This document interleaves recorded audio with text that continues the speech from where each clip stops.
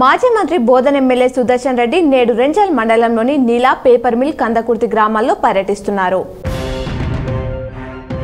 బాల్క సుమన్ పై case నమోదవడంపై BRS MLC కవిత స్పందించారు. దళిత బిడ్డ సుమన్ పై ప్రభుత్వం ఎఫ్ఐఆర్ నమోదు చేయడం ప్రజాస్వామ్యానికి గొడ్డలి పెట్టు. నాడు ఉమ్మడి ఏపీలో కాంగ్రెస్ అవలంబించిన విధానాలనే నేడు తెలంగాణలో ఢిల్లీ రిమోట్ కంట్రోల్ పాలన అందించడం రాచరికాన్ని తలపిస్తోందన్నారు.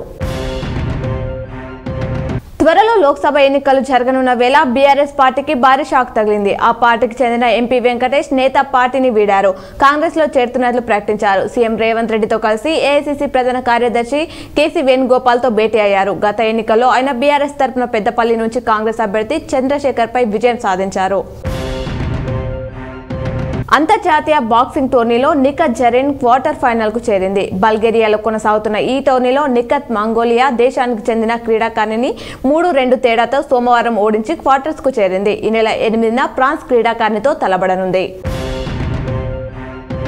రూపాయలు 500కే గ్యాస్ సిలిండర్, 200 యూనిట్ల ఉచిత విద్యుత్ పథకాల ఎంపికకు రేషన్ కార్డ్, ఆహార భద్రత కార్డునే ప్రామాణికంగా తీసుకోవాలని సీఎం రేవంత్ సర్కార్ ప్రాథమికంగా నిర్ణయించింది. ఉచిత విద్యుత్కు సంబంధించి ఇంటి యజమాని ఆధార్, రేషన్ కార్డ్, ఫోన్ నంబర్లు, ఇతర వివరాలు తీసుకున్నారు. కాగా ఈ నెలలోనే ఈ 2 పథకాలు ప్రారంభించేందుకు ప్రభుత్వ యుద్ధ ప్రాతిపదికన సన్నాహాలు చేస్తుంది. మహిళ ఆత్మహత్య చేసుకున్న ఘటన సోమవారం రెంజల్ మండలంలో చోటు చేసుకుంది. నీలా గ్రామానికి చెందిన జ్యోతి అనే మహిళ ఇంట్లో ఊరేసుకుని ఆత్మహత్య చేసుకుంది.